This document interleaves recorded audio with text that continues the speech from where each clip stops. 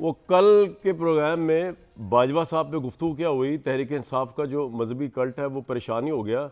Social media पे मैं पढ़ रहा था कि उन्होंने स्टोरीज़ लगाई कि कोई सहाफ़ी है जिसकी मुलाकात हुई है ex army chief general Bajwa साहब से ये 3-4 दिनों के अंदर, और वहाँ पर जो है वो बहुत बड़ा एक मिलिट्री एक्शन हो गया बाजवा साहब के घर के अंदर और घर के बाहर।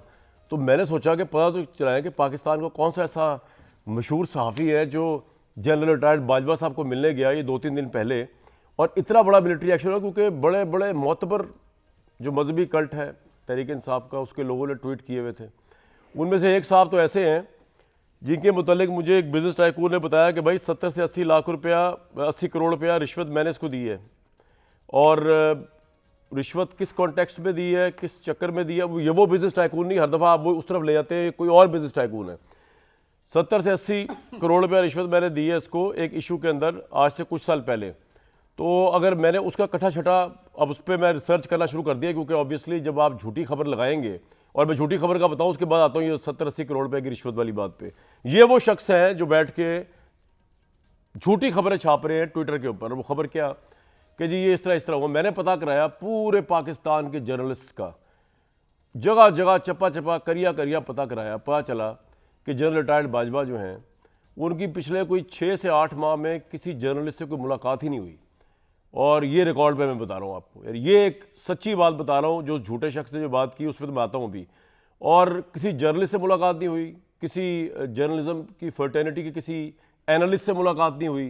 तो ये वाक़या कल के प्रोग्राम से अगर किसी के जहन में निकला, किसी के जहन की इख्तलाफ बना, तो मैंने कहा लोगों के सामने रख दूँ। अब ये इनमें से एक साहब जिन्होंने ये खबर छापी है वो एक बिजनेस टाइकून है। उन्होंने मुझे खुद बताया कि उन्होंने 70 से 80 करोड़ रुपया इनको रिश्वत दी थी, और इसलिए वो प्रोसिक्यूशन फेस करने के लिए इस वक्त पाकिस्तान से बाहर है। जिस दिन पाकिस्तान आएंगे तब तो लॉ इन्फोर्समेंट एजेंसीज उनको पकड़ेंगी, वो अब्सकॉन्डर तो होंगे और हैं भी।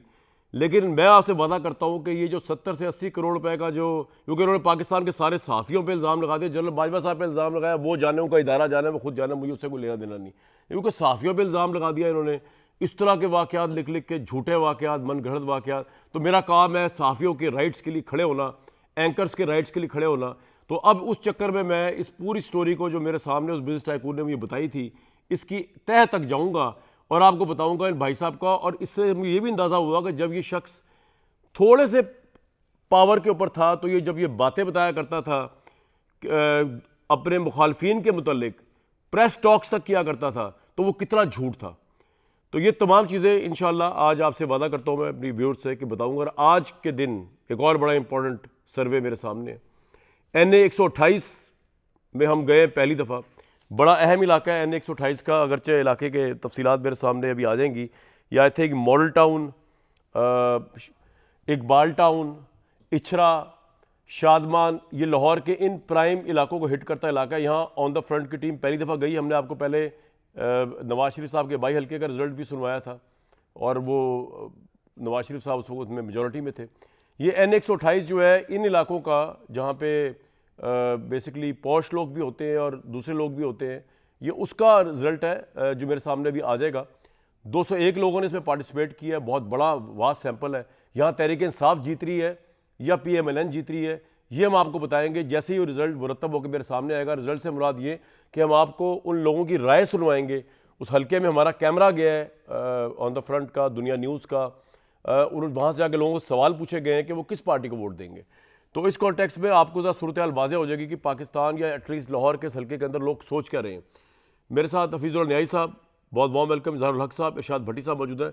न्याई साहब, इस वक्त सियासत स्टेलमेट है, सियासत रवां दवा है। ये इलेक्शन आपको होता हुआ तो हमें नज़र आ रहा है, इसका मोमेंटम बनता नज़र आ रहा है। इमरान खान तो नहीं नज़र आ रहा इस इलेक्शन में। क्या इस वजह से मोमेंटम पे फ़र्क पड़ेगा या वो फैक्टर है? क्या नज़र आ रहा है सर आपको इस वक्त के हालात में? मेरा ख्याल है कि मोरलेस आपकी जितने सवाल हैं उनका जवाब तो यस में है। स्टेलमेट भी है, कन्फ्यूजन भी है, इमरान खान साहब जो हैं वो नज़र भी नहीं आ रहे, लेकिन इसकी इंटेंसिटी जो है वो थोड़ी सी फ़र्क है अच्छा, या ज़्यादा है। ठीक है। हो सकता है आपने कैजुअली बात की हो और मैं उसको अब डिस्क्रीटली कर रहा हूँ ज़रूर। कि तकलीफ़देह बात है। मैं आज कॉलम भी लिख के आया हूँ तो यही लिख के आया हूँ, बिल्कुल यही चीज़ कि जो एक जिसको कहना चाहिए जो गर्मजोशी नज़र आनी चाहिए, वो गर्मजोशी जो है वो दिसंबर और जनवरी की जो है ना सर्दी से ज़्यादा सर्द है। वाह, ऐसी धुंध यकबस्ता में गुम हो गई है कहीं। वो मैं कहता हूँ कि उसको लगता है कि इस सर्दी ने उसकी सरगर्मी को यकबस्ता करते हैं। दूसरा बात यह है कि जितनी पार्टीज इस वक्त हैं, जितनी बशमूल तरीके इंसाफ, पीएस पार्टी जो है उसकी एक एक्टिविटी 2-3 हफ्तों से 4 हफ्तों से इलेक्शन की नज़र आ रही है, लेकिन वो एक्टिविटी भी कुछ ऐसी थी कि जैसे एहतजाजी सियासत कर रहे थे, कुछ डिमांड या कर रहे थे बेनज़ीर साहबा की बरसी के कि, ऊपर चले हो गई। बेनज़ीर वो तो अब कल हुई है ना, लेकिन हाँ जी। पीछे भी जो तकारीर हो रही थी, जलसे जुलूस हो रहे थे, उसमें ज़्यादातर वो एक कोई चीज़ हासिल करना चाहते थे, फिर उन्होंने हासिल कर भी ली और वो शिकायत उनकी नवाज शरीफ को टारगेट किया होता उन्होंने, लेकिन किसी और से कर रहे थे। क्योंकि हम जब टारगेट करते हैं नवाज शरीफ को या जब किसी आजकल इमाम तो फिर इमरान हम खान किसी और साहब को हिट करते हैं। मैं टारगेट करता था तो हमारी शिकायत होती है एस्टेब्लिशमेंट को करते थे, बिल्कुल ठीक। तो एक तो ये, दूसरा जो है कामरान जो है बहुत ही तकलीफदेह बात है, वो ये है कि मैं जितना कन्फ्यूजन इस इलेक्शन से पहले देखा है, यकीन जानो कि मशी पाकिस्तान में तो लोगों ने देखा होगा जो शिक्षक 70 का इलेक्शन जब हुआ जी, मुखालिफ थे, मगरबी पाकिस्तान में हमने नहीं देखा था। मैं 17-18 साल का था और ज़ाहिर है कि खासा बंदा मैच्योर होता है, फिर पॉलिटिक्स के बारे में मेरी एक मैच्योरिटी भी थी थोड़ी बहुत जो भी है।